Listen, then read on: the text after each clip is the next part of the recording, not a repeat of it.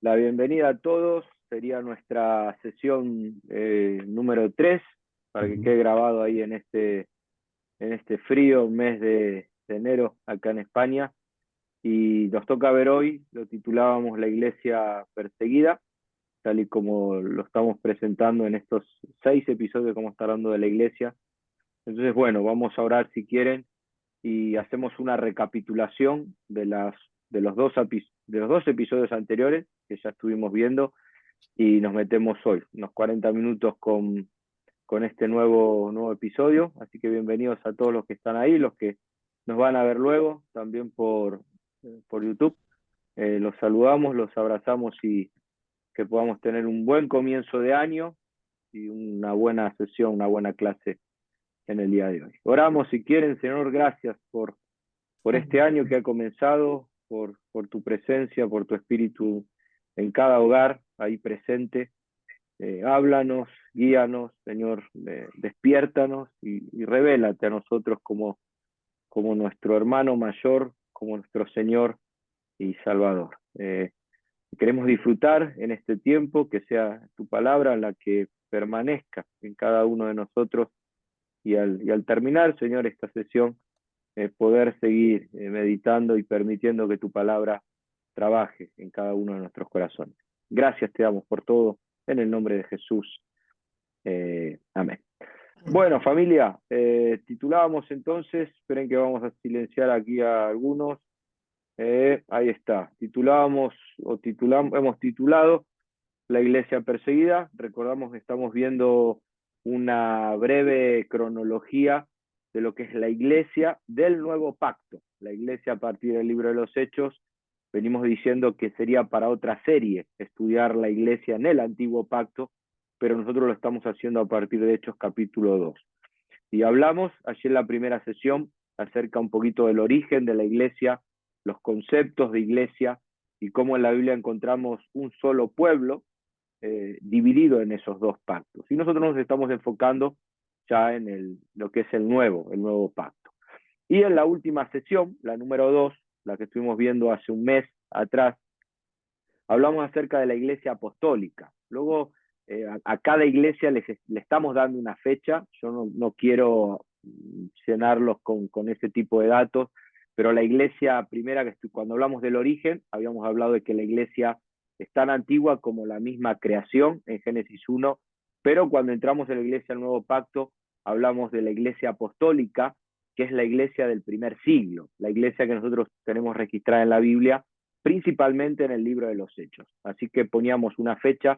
A lo mejor la última sesión yo les mando un PDF donde les quede el título de cada iglesia y la fecha, para que a ustedes les pueda quedar ahí una cronología.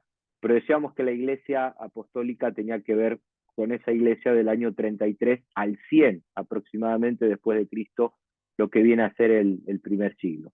Y estuvimos hablando y charlando un poquitito aún después del video de cuántas formas hay de hacer iglesia. Y yo les decía que justo coincidió con la final de Argentina y al final hablé con algunos pastores y tuvieron que suspender la reunión porque la gente salió a la calle a celebrar el campeonato y no había forma de llegar a la iglesia, pero otras iglesias sí celebraron la reunión y luego les voy a estar pasando, creo que se lo mandé a Abraham la semana pasada, una iglesia en concreto que aún terminaron celebrando el campeonato mundial en el mismo templo, o sea, en la misma congregación. Y decíamos que hay muchas formas de hacer iglesia, siempre y cuando el fundamento sea Cristo, eso lo dejábamos claro, y también sobre ese fundamento edificar pilares que son insustituibles. Y tomamos el ejemplo en Hechos capítulo 2, cómo la iglesia del primer siglo perseveraba en la doctrina, en la oración, en la comunión y en los símbolos, lo que era el partimiento del pan, la cena del Señor. Y que al final, iglesia es todo aquello, toda aquella comunidad que es llamada a ser luz en medio de las tinieblas. Entonces creo que terminábamos un poquitito ahí la clase tocando también algunos textos en Génesis 1, cómo lo comparábamos con Juan capítulo 1, cómo en el principio el Logos diseñó el propósito para este mundo, pero luego en Génesis 1:2 veíamos las tinieblas, como el hombre cambió ese diseño, y en Génesis 1:3 aparece la luz para volver a mostrarle al hombre ahora cuál es ese camino que debe tomar para ser parte de ese diseño original de Dios. En el día de hoy, la iglesia, si quieren anotar la fecha, yo lo titulé La Iglesia Perseguida, iría del año 100 al 313 después de Cristo. Son fechas y cronologías aproximadas. ¿Por qué lo vamos a llevar a partir del 100? Porque ahí ya no tenemos apóstoles, ya no se puede hablar de la iglesia apostólica. Juan es el último que aparece en las escrituras, ahí en Patmos o en Éfeso, ya con 90 y pico de años, posiblemente, según algunos historiadores. Y tenemos que ubicar la iglesia perseguida del año 100 al 313. ¿Por qué el 313? Porque es la fecha en el que, según la historia, aparece el primer emperador cristiano, que es Constantino. Y ya cambiaríamos el título de la iglesia perseguida, estaríamos pasando a la iglesia imperial, que va del año 313 al 476, que nosotros no vamos a estar viendo. Yo el próximo día ya voy a entrar un poco en lo que fue la iglesia medieval, pero la iglesia imperial aparece aproximadamente en el año 313. Constantino se convierte en el primer emperador cristiano y toma el cristianismo como la religión oficial. Y ahí ya tendríamos que entrar un poquitito en debate, si fue positivo o negativo que el cristianismo pase a ser ahora la religión del imperio, si fue bueno que la iglesia se involucre en temas políticos y gubernamentales, tal y como la historia lo muestra. A lo mejor en febrero, en la próxima sesión, hablaremos un poquitito acerca de eso. Cuando veamos la iglesia medieval, que es la siguiente iglesia que vamos a estar estudiando, haremos referencia un poco a eso que sucedió con Constantino, primer emperador cristiano. Se debate hasta el día de hoy si Constantino realmente fue un cristiano converso genuino. Él vivió a su manera y ya a punto de morir, pidió perdón por sus pecados y demás, y muchos dudan si realmente hubo en él un cambio o no, pero lo que sí nos muestra la historia es que él adopta el cristianismo como la religión oficial, y eso pasa a titular a esa iglesia, la iglesia imperial, a partir del año 313. ¿Dónde nos vamos a detener nosotros hoy? Año 100 al año 313 después de Cristo, ya una vez que hemos visto el origen, ya una vez que hemos puesto el fundamento y esos pilares, vamos a hablar hoy acerca de lo que es la iglesia perseguida. Y para ello yo quiero hacer una breve introducción. Quiero ir un poco a la iglesia del antiguo pacto y a la generación que nosotros encontramos en el libro del Pentateuco o Sextateuco, si añadimos el libro de Josué, y quiero leer un par de versículos que nos pueden ayudar un poco hoy a abrir un poco la mente y ver cómo la iglesia aprendió de los errores que se cometieron en el pasado. Habíamos hablado que Moisés tuvo una congregación en el desierto, luego Moisés muere y su sucesor en esa congregación es Josué, un siervo que había estado fielmente a su lado, y él tiene una congregación también delante. Él lleva a esa comunidad a la tierra de Canaán, conquista la tierra de Canaán, y miren lo que dice Josué capítulo 24, verso 31. Interesante para que podamos ver cómo la iglesia aprendió de los errores. Y uno de los propósitos, creo que decíamos en la primera sesión, por lo cual estudiamos historia de la iglesia, es no solo a ver las virtudes e imitarlas, sino también aprender de los errores para no volver a cometerlos. Alguien dijo que el inteligente aprende de sus propios errores, el sabio aprende de los errores de los demás. Entonces vamos a ver hoy cómo la iglesia perseguida fue sabia en cierto asunto que estaremos tocando y aprendió de un error que nosotros vemos en esa iglesia del Antiguo Testamento, en los tiempos de Moisés, en los tiempos de Josué y posteriormente de los jueces. Miren lo que dice acerca de esta iglesia. Dice que sirvió esta iglesia sirvió Israel, que es el pueblo de Dios, esa iglesia del Antiguo Testamento, a Jehová todo el tiempo de Josué y todo el tiempo de los ancianos que sobrevivieron a Josué y sabían todas las obras que Jehová había hecho por Israel. ¿Mm? Noten cómo Josué se convirtió ahora, por decirlo de alguna manera, en el pastor, en el líder de esa congregación. Tuvo ancianos, así como Moisés había levantado 70 ancianos, Josué también tuvo sus ancianos, y el texto nos muestra que mientras vivió Josué, mientras vivió, eh, mientras vivieron esos ancianos, Israel sirvió a Dios.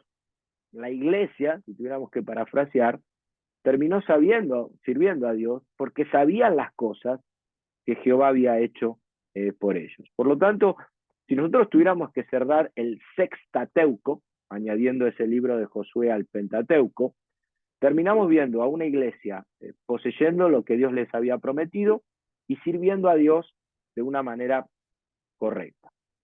Ahora, ¿qué sucede? Muere Josué, mueren esos ancianos, y la pregunta que nos hacemos es, ¿cómo siguió la iglesia? Porque hoy vamos a estar viendo, ya los apóstoles han muerto, Juan es el último testigo de aquella generación, cómo sigue la historia a partir del año 100. Si nosotros vamos a esta iglesia del Antiguo Testamento, lo que vemos en el libro de Jueces, que es el siguiente libro a Josué, capítulo 2, versículo 10, si Josué me termina mostrando cómo toda esa generación sirvió a Dios, ya en Josué capítulo 2, versículo 10, me muestra otra generación. Jueces capítulo 2, versículo 10. Pero me muestra una generación, ahora, como dice aquí, toda aquella generación fue reunida con sus padres, la generación de Josué y los ancianos, pero se levantó después de ellos otra generación que no conocía a Jehová, ni la obra que él había hecho por Israel. Es decir, muere la generación de Josué, mueren esos ancianos, se levanta otra generación que no conoce a Dios. El mandamiento de Deuteronomio 6, habíamos hablado, enseñarás la ley a tus hijos a los nietos, a sus hijos, y a los nietos, bisnietos. O sea, Deuteronomio 6, el oye Israel, tu Dios uno es, y los mandamientos que vienen, era que ahora el testimonio de Dios tenía que permanecer de una generación a otra. Sin embargo, nos encontramos con una generación que no conoce a Dios, una iglesia que no conoce a Dios ni la obra que Dios había hecho por ellos. Y si terminamos de leer el libro de Jueces, donde es un libro donde siempre se repite el mismo ciclo, ¿no? Dios libera a su pueblo del pecado, pero el pueblo vuelve otra vez al mismo pecado y viene otra vez en la disciplina de Dios, la opresión del enemigo, y Dios vuelve a perdonarlos. Es todo como un círculo vicioso que siempre nos habla de lo mismo. Y tristemente, el libro de Jueces, en el último capítulo 21, versículo 25, miren cómo termina esta iglesia. En aquellos días no había rey en Israel y cada uno hacía lo que bien le parecía. Una anarquía total, lejos de Dios, abandonados ahora en manos del enemigo, como resultado de que se levantó ahora una generación que no conocía ese testimonio de Dios para poder ponerlo por obra. Entonces, ¿dónde nos vamos a encontrar ahora nosotros? Con una historia similar. Ya los apóstoles murieron. Ahora se levanta una nueva generación a partir del año 100 después de Cristo. ¿Volverá la iglesia a cometer el mismo error que cometieron en el antiguo pacto, en el libro de Josué y en el libro de Jueces? Es decir, si nosotros estudiamos acerca de la historia de lo que sucedió a partir del año 100 después de Cristo, nos encontramos con que la historia de aquella generación termina sin rey, sin líder, sin pastores, donde cada uno hace lo que bien le parece, y la respuesta es no. Podemos ver cómo la iglesia tomó nota de aquel testimonio, cómo la iglesia fue sabia, no solamente no volvió a cometer el mismo error, sino que si nosotros estudiamos la iglesia perseguida, lo que nos encontramos es una generación que supo marcar diferencias en su época, supo tomar el legado que los apóstoles dejaron, supo avanzar hacia esos propósitos que Dios había establecido como iglesia, y es de lo que vamos a estar reflexionando nosotros en el día de hoy. Nuestro pastor suele decir que la era de los apóstoles fue una época de teólogos, pero la siguiente generación fue una era de mártires, fue un tiempo de mártires, de ahí el título de la iglesia perseguida. Y a pesar de que, como vamos a ver hoy en unos minutos, la generación que siguió después de los apóstoles hubo muy buena teología, también es verdad que fue uno de los tiempos más sangrientos que la iglesia tuvo que atravesar a lo largo de la historia. De hecho, hay un discípulo de Juan que yo les aconsejo que lean, Policarpo. No sé si alguno escuchó, él era pastor o fue pastor en Esmirna, y es interesante que cuando uno lee Apocalipsis en el capítulo 2, por citarles un ejemplo de lo que fue la persecución y dejarles como ejemplo a este discípulo de Juan, del apóstol Juan. En el libro de Apocalipsis, capítulo 2, a ver si me deja esto llegar, el versículo 10, no me deja bajar Apocalipsis, yo ya estoy a ver, ahí está, a ver si puedo. Pedro, ¿podrías leer Apocalipsis 2:10? No sé qué me pasa que no puedo bajar al libro de Apocalipsis. Lo tengo ahí en la Biblia, ¿eh? No es que no tenga Apocalipsis, es un libro que recurro mucho, pero no sé qué le pasa, voy a intentar de nuevo. Puedes léelo, si no, Apocalipsis capítulo 2, versículo 10. Le habla, es un mensaje, aquí lo tengo. Está bien, Pedro, lo leo yo, así queda bien, queda grabado. Te Vale, agradezco. vale, vale. Será que comparto otra vez pantalla, pero ustedes saben el contexto, ¿no? Son 7 iglesias, una de ellas es la iglesia en Esmirna, y Policarpo, discípulo de Juan, fue pastor en esta iglesia. Y dice el versículo 10 de Apocalipsis 2, no temas en nada lo que vas a padecer, la iglesia perseguida, aquí habla del padecimiento. He aquí, dice, el diablo echará a alguno de vosotros en la cárcel para que seáis probados, tendréis tribulación por 10 días, hay mucho para explicar ahí en la numerología y demás. Ahora, me gusta el final, dice, sé fiel hasta la muerte, y yo te daré la corona de la vida. Generalmente, uno interpreta ese versículo, sé fiel a Dios hasta el día que te mueras. Eso es lo que generalmente se interpreta. Y no está mal, porque hay versículos que nos hablan de ello, ¿no? El que persevera hasta el fin será salvo y demás. Pero acá la idea, en el contexto que estaba viviendo la iglesia, de padecimientos, persecución, de las 7 iglesias, solamente 2, solamente a 2 iglesias, Dios no les reprocha nada. Una de ellas es Esmirna, la otra es Filadelfia. Pero aquí el texto, cuando dice sé fiel hasta la muerte, la idea del texto, la interpretación del texto es sé fiel al punto que esa fidelidad te cueste la muerte. O sea, que estés dispuesto a llegar a la hoguera, al martirio, a, a lo que tengas que llegar por causa de tu fidelidad. Policarpo fue pastor en esta iglesia. Policarpo recibió esta carta de Juan, sé fiel al punto que tu fidelidad te pueda llevar a la muerte. Y cuenta la historia que cuando a Policarpo él terminó quemado en una hoguera, el emperador de aquel entonces le dio la oportunidad de retractarse, de negar. Saben que, como habíamos visto en sesiones anteriores, los emperadores eran dioses para el pueblo, voz de Dios y no de hombres, veíamos en Hechos capítulo 12, y Policarpo, en lugar de retractarse y negar el señorío de Cristo sobre su vida, literalmente dijo, 86 años le he servido y todo lo que me ha hecho es bien. ¿Cómo podría maldecirle mi Señor y Salvador. Esta es la generación que nosotros encontramos después de los apóstoles, porque como Policarpo podríamos leer otras biografías y ver que en cada uno de esos sucesores, de esa generación que ahora viene a tomar el relevo, me encanta esto, 86 años le he servido y todo lo que me ha hecho es bien. ¿Cómo podría maldecirle mi Señor y Salvador? Sé fiel hasta la muerte. Y Policarpo recibió la corona de la vida, tal y como el texto lo presenta. Ahora, la idea en esta serie, además de estudiar un poco de historia, es poder llegar a nosotros y preguntarnos cuál es nuestra actitud. Y el otro día hablábamos y cuántas maneras hay de hacer iglesia.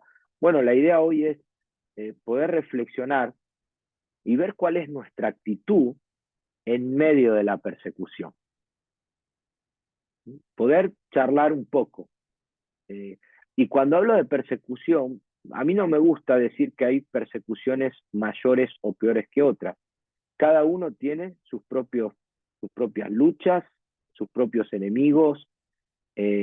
Uno lo enfrenta de manera personal, problemas económicos, problemas de salud, problemas de trabajo, problemas con los hijos. Y al final uno comienza a evaluar, y a mí me gusta cuando estudio esta iglesia, a partir del año 100, es cuál es entonces mi actitud en medio de la persecución. Soy de los cristianos que se toman una pausa, un recreo. A veces me encuentro cristianos así, ¿no? Que dicen, no, pero cuando esté mejor con mi familia, cuando las cosas me vayan mejor, entonces voy a volver otra vez a mi servicio, a mi compromiso, a mi devoción.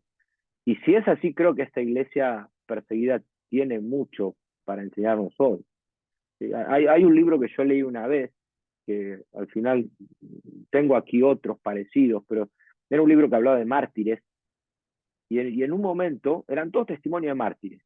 Yo leí dos o tres y decía, no, no puedo más, ¿no? Sobre todo en la iglesia oriental, donde la iglesia perseguida y demás, pero había un capítulo que había una hoja en medio y ponía una frase y decía, muchos cristianos, hablando en general, no saben si estarían dispuestos a morir por Cristo porque todavía no han empezado a vivir para Él. Muchos cristianos no saben si estarían dispuestos a morir por Cristo porque todavía no han empezado a vivir para Él. Y, y creo que es hoy para tener en cuenta que la persecución, ustedes me pueden decir, no, pero nosotros no vivimos en los tiempos de Policarpo, acá no queman a nadie, al menos en España, sé que hay otros países donde sí, la iglesia está padeciendo, pero sí tenemos nuestra persecución, la lucha sigue siendo, no contra carne y sangre, sino contra todas potestades y tinieblas. Y lo que quiero dejarte hoy es que la persecución, el problema, el conflicto, no sé cómo querés llamarle, el padecimiento, es parte del paquete que viene dentro también del llamado a ser iglesia. Eso está ahí y nos puede gustar. Jesús dijo en Juan 16:33, en el mundo tendréis aflicción. O sea, la aflicción es parte.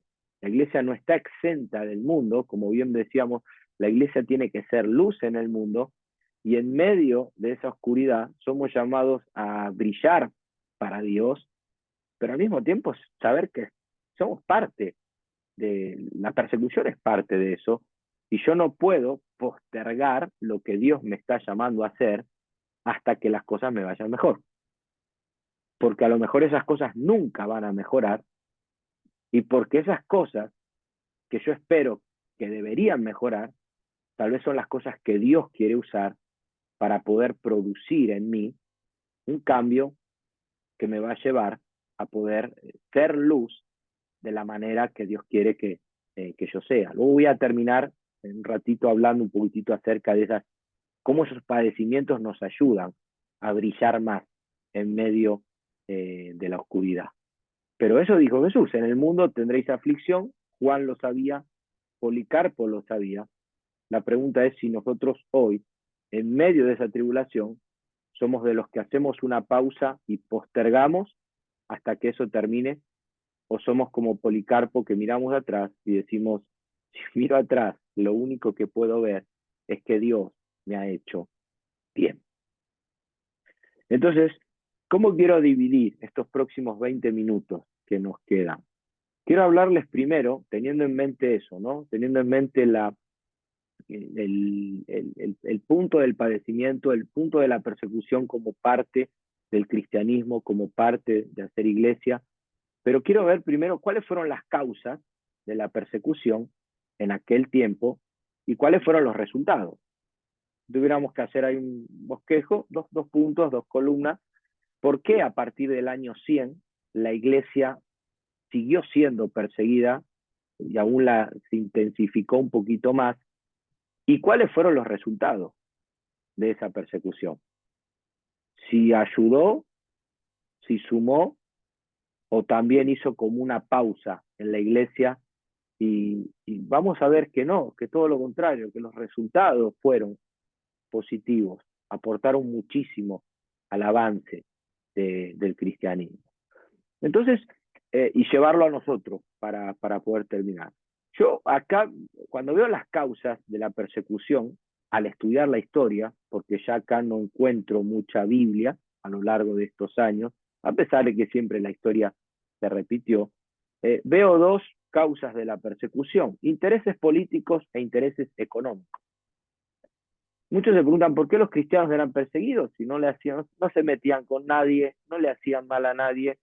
Intereses políticos de parte de los emperadores e intereses económicos de parte del pueblo. Esos fueron los dos focos que permitieron que esta persecución se lleve a cabo a lo largo de esta generación, como decía nuestro pastor, de mártires, de soldados. ¿Sí? Intereses políticos, ¿por qué? De parte de los emperadores. Porque al final cada emperador, podemos ver una sucesión de emperadores hasta que llegó Constantino, como les decía recién, iba a poner fin a esta masacre. Al final los emperadores querían la adoración y la veneración para ellos. Y cuando te encontrabas con un cristiano, el cristiano te decía, no, no, Cristo es nuestro Señor. Habíamos hablado acerca de Herodes, voz de Dios y no de hombres. Cada emperador tenía una estatua en cada ciudad. Y cuando una persona pierde la autoridad, esto pasa en cualquier ámbito de la vida, cuando una persona pierde la autoridad, se convierte en un déspota y te va a hacer sentir esa autoridad. No sé si tuviste un jefe déspota, tirano, un líder déspota o tirano, que perdió la autoridad, como la habían perdido los emperadores frente al cristianismo. Entonces la forma de hacerte ver que él sigue al mando es mediante la persecución. ¿Mm? Hay un dicho por ahí, creo que acá es en España, ¿no? Fulano te puso la cruz. Eso viene de ahí, o sea, literalmente ibas a la cruz. Y cuando uno analiza en el Antiguo Testamento, no sé si se acuerdan a uno de los hijos de Salomón, a Roboam, el que dividió el reino, vinieron los del pueblo y le dijeron, ya él había perdido autoridad. Y los del pueblo le dijeron, bajá los impuestos, nos estás ahogando. Y Roboam, en lugar de consultar con los ancianos de Salomón, consultó con sus amigos. Y sus amigos le dijeron, no, no, no, no bajes nada, hacele sentir el peso de tu autoridad. Y aumentó los impuestos y al final el reino se terminó dividiendo. Pero la persecución, primero, fue motivo de intereses políticos. Los emperadores perdieron la autoridad, el respeto, la veneración, la adoración frente a la iglesia, frente a los cristianos, y ahora de alguna manera tienen que hacerles sentir ese peso para mostrarles que ellos de alguna manera siguen al mando. Pero también hay intereses económicos de parte del pueblo. Los cristianos no eran buenos consumidores de lo que la sociedad o el sistema les presentaba. Hay un texto en Hechos, capítulo 19, que Pablo llegó a Éfeso.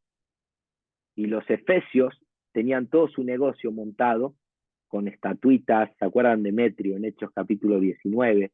Y Pablo llegó, predicó y se armó un alboroto, no porque Pablo le haga mal a nadie en su predicación, sino porque había muchos intereses económicos. Yo no tengo tiempo de entrar ahora, pero todo el dinero que se manejaba en los templos de Afrodita, de Venus, las estatuitas estas que vendía de plata este tal Demetrio, y ahora llegan los cristianos y dicen, no, no, no, no hay más templos paganos, no hay más actividad secular en cada uno de esos puntos de encuentro. Los lugares altos, ¿saben lo que eran los lugares altos? Eran lugares de idolatría en la Biblia, donde estaba a la vista de toda la ciudad y había una ganancia para esas sacerdotisas, esos sacerdotes paganos y demás. Y ahora los cristianos vienen y terminan con eso. Y eso toca el bolsillo de la sociedad. Entonces la iglesia ahora comienza también a ser perseguida por ese motivo. ¿Sí? No sé si han leído, en Apocalipsis 18 habla de la Gran Babilonia. Y cuando la Gran Babilonia cae, y habría ahí para hablar, ¿qué es la Gran Babilonia? Si fue la Roma de Juan o es el sistema de hoy, o ambas, ¿no? Dice que cuando la Gran Babilonia cae, en la venida de Cristo, hicieron gran lamentación, los poderosos de la tierra lo lamentaron, porque si cae el sistema de este mundo, al final cae toda la fuente de ingresos y demás, y habla de ahí en Apocalipsis 18, luego lo pueden leer, habla de especies de plata, de oro, o sea, cuando cae el sistema, ellos lamentan porque cae, por decirlo de alguna manera, toda su fuente de ingresos, y al final los cristianos somos pésimos consumistas de este mundo. Por eso el mundo nos odia. O sea, los cristianos no necesitamos pagar una entrada de, no sé, ahora para la final del Mundial, el otro día escuchaba que hay gente que vendió la casa, hasta la mujer vendieron para ir a Qatar, a Doha, ¿no? A ver la final. Y uno dice, pero los cristianos somos pésimos consumistas, no necesitamos eso. ¿Sí? No estoy diciendo que esté mal hacerlo, pero no consumimos fármacos porque hay una paz que sobrepasa todo entendimiento, no gastamos en cosas que vicios, hábitos, y por eso la Gran Babilonia, el sistema de este mundo, nos odia y siempre habrá persecución también de parte de ese grupo. Entonces podemos ver que hay intereses políticos, los emperadores tienen que hacerles sentir ahora a los cristianos el peso de su autoridad, hacerles ver que ellos siguen al mando, intereses económicos, la iglesia termina o pretende terminar, ¿no? Son malos consumidores con lo que este mundo te vende. Y también podríamos ver otros intereses que yo no quiero entrar, personales, familiares. Saben que el templo fue destruido en el año 70 después de Cristo. Y el templo amparaba a los judíos, porque Roma, aún un Sanedrín les había permitido para que lleve a cabo y maneje todos esos asuntos. Pero ahora al no haber templo, a los judíos no hay nada que lo ampare. Y Roma no distingue entre un cristiano y un judío. Roma va y busca a todo aquel que va en contra de lo que el César ha decretado. Por lo tanto, tener familiares tal vez en tu casa que no piensan igual que el César o que el emperador, tener en tu trabajo un jefe que quiere que vivas conforme al sistema de este mundo, pero tus valores y tus convicciones te llevan a vivir de otra manera, eso será motivo de persecución. Por lo tanto, lo primero que quiero enfatizar son en esas causas. Y la pregunta sigue en el aire. O sea, ¿qué haremos nosotros en medio de esa persecución en cuanto a nuestra función y nuestro papel como iglesia? Ahora, los resultados fueron buenos. ¿Qué pasó después? ¿O qué pasó durante la persecución? Yo comienzo a leer a partir del año 100 después de Cristo y no veo que esos cristianos hicieron un stop, se tomaron un stand-by. Hace unos días atrás estuvimos dando un intensivo de lo que son dones y ministerios aquí en Madrid. Y hablamos acerca de que es muy bonito cuando el ministerio de los dones fluyen y cómo Dios capacita, Ahora, ¿qué pasa cuando eh, hay otras facetas del ministerio que uno tiene que atravesar? La pérdida de un ser querido, la pérdida del trabajo, la pérdida de tantas cosas que vienen. Y veíamos en Gálatas 3:5 cómo cuando Pablo habla del suministro, aquel que os suministra el Espíritu, ¿eh? Aquel que os otorga el Espíritu Santo, obra milagro en cada uno de nosotros, y que habrá momentos que la vida nos va a golpear. Y si no te ha golpeado, tarde o temprano, en este año, te doy una palabra de parte de Dios, el día malo llega, y no hace falta ser profeta, el día malo llega, y basta cada día su propia fama. Te podría dar diversidad de versículos que te hacen abrir un poco los ojos y tenerte advertido de lo que puede pasar. Y uno no puede hacer un stand-by, bueno, voy a tomarme un tiempo, No, uno tiene que aprender a sobrellevar esa persecución y poder seguir brillando ahora como iglesia. Por eso los resultados de aquella persecución que yo veo eh, tuvieron mucho que ver, no solo con ese espíritu que suministra, Gálatas 3:5, sino también con lo que ellos aportaron, lo que esta generación aportó en aquellos años a la iglesia. Yo acá noté algunas cosas que ellos pudieron aportar, además de dar la vida y terminar como Policarpo en la hoguera. Por ejemplo, saben que del año 100 en adelante se elaboró muchísima teología. Muchos de los libros de teología sistemática que nosotros tenemos hoy fueron elaborados, fueron escritos, redactados, obviamente no el mismo libro, pero sí el contenido, en aquellos años, porque continuamente tenían que combatir contra la falsa doctrina, tenían que convocar concilios para ver qué hacían con esos herejes, y eso los obligaba a redactar y a hacer teología. Por lo tanto, al final los herejes terminaron siendo algo positivo a la iglesia, porque eso los obligó a hacer teología sistemática. Los que negaban la divinidad de Cristo, bueno, ahora hagamos un concilio, y en ese concilio se elaboraba teología, negaban la encarnación de Cristo, hagamos un concilio, y al final en aquellos años vemos cómo se elaboró muchísima teología sistemática. Resultados positivos. Anoté algunas cosas también. Saben que se escribieron muchos libros cristianos en aquellos años. Lean a los padres de la iglesia. Tienen que tener la colección en su biblioteca de los padres de la iglesia. Porque vemos libros que ellos escribieron donde encontramos perlas que nos ayudan hoy a seguir siendo edificados en ese fundamento del que hablamos en la sesión anterior.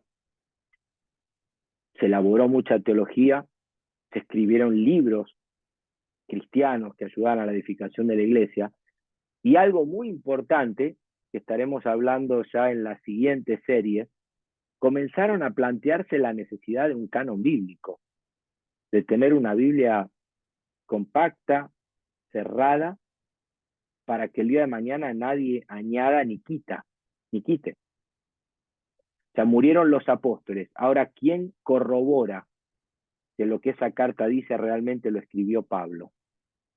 Entonces, a toda aquella generación en medio de la persecución, además de hacer teología, de escribir libros cristianos, de plantear la necesidad de un canon bíblico, de seguir llegando hasta lo último de la tierra, lo que nosotros vemos que el resultado que quedó después de esta iglesia fue algo totalmente que aportó muchísimo a esa edificación de la que estuvimos hablando también en la sesión anterior. Y nosotros hoy, como iglesia 2023, somos unos privilegiados porque recibimos todo ese legado. Yo no necesito hoy andar organizando concilios para determinar ciertos ataques al cristianismo. Uno va a esos libros que fueron llegando. Familia, tenemos el canon bíblico, los 66 libros, el libro de Dios, la palabra de Dios, las escrituras, que podemos ir continuamente, recurrir y ser edificados como iglesia, crecer también como parte de ese organismo. Hemos tomado muchísimo de ese legado. Y la pregunta que sigo dejando en el aire es, en medio de esa persecución, ¿qué vas a hacer? ¿Vas a tomar el relevo y vas a continuar con esa obra? Cuando el dentífrico se aprieta, ¿no? Sale todo lo que hay dentro, ¿no? Hay un dicho por ahí que dice, en medio de la prueba, uno saca lo mejor que tiene dentro, suelen decir algunos, ¿no? Y a veces uno puede decir, pero ¿es realmente lo mejor? ¿Cómo hago para sacar eso mejor que llevo adentro? Entonces quiero dejarte para cerrar con un texto que te va a alentar en medio de esa persecución a no bajar los brazos y a pesar de que hay dolor y frustración cuando la vida te golpea, eh, poder seguir siendo parte de una generación que aportó muchísimo a su entorno, a su generación, a su tiempo. Y para ello quiero dejarte este texto en 2 Corintios, capítulo 2. Vamos a cerrar con esto. 2 Corintios 2.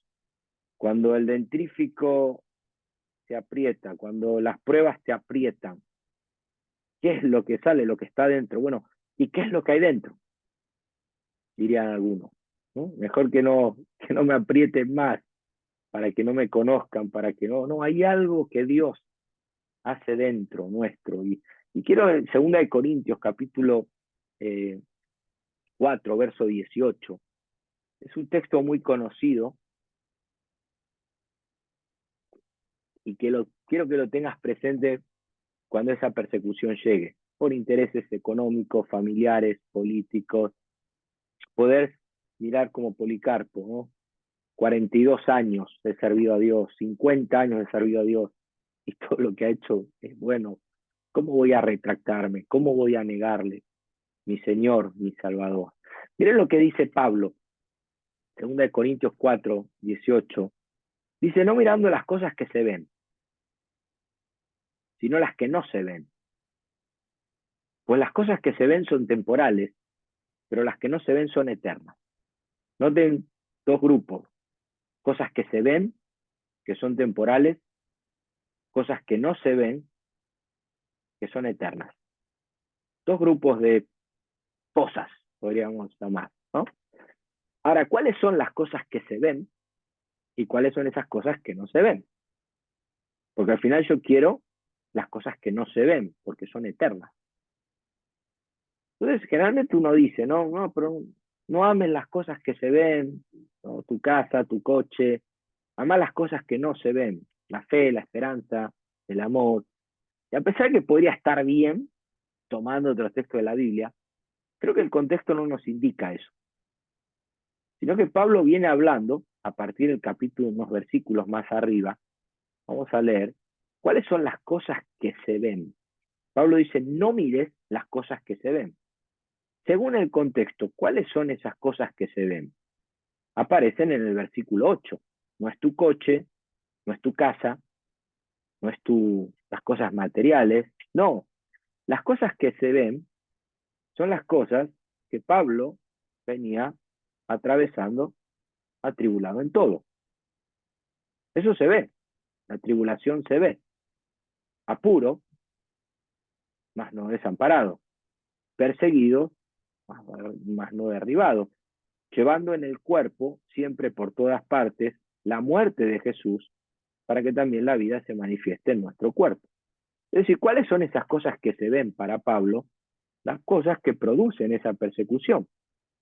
El desamparo, el apuro, eh, las marcas, ¿no? Él dice en el versículo 10, llevando en el cuerpo siempre por todas partes la muerte de Jesús. Yo me imagino cuando lo flagelaban, cuando tenía que sufrir ciertos tipos de tortura.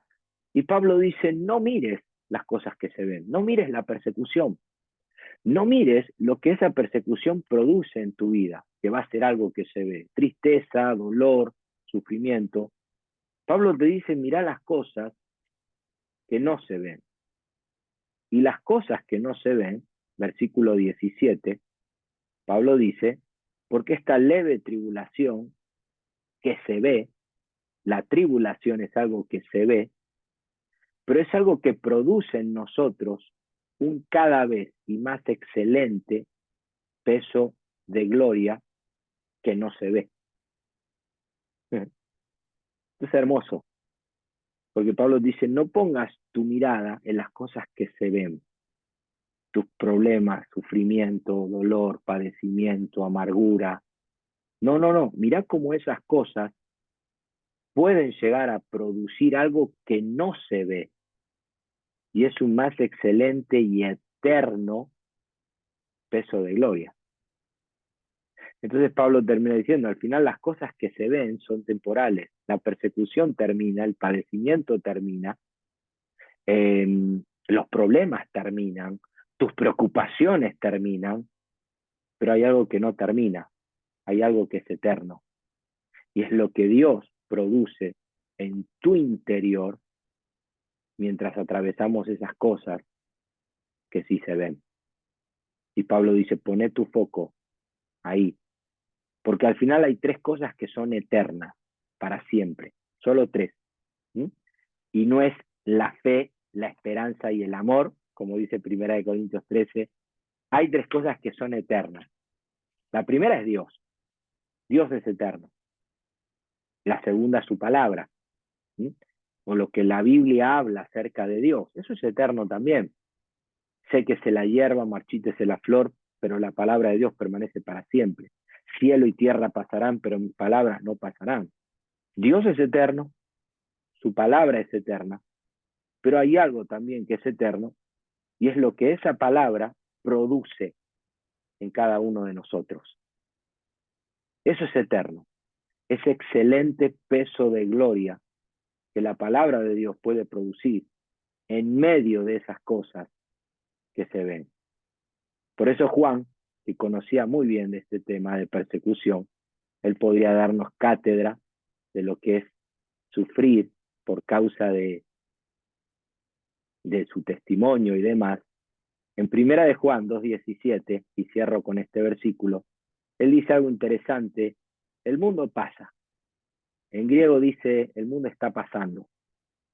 ¿Sí? O sea, lo que se ve pasa. Ese dolor, ese sufrimiento, esa preocupación pasa. También los deseos.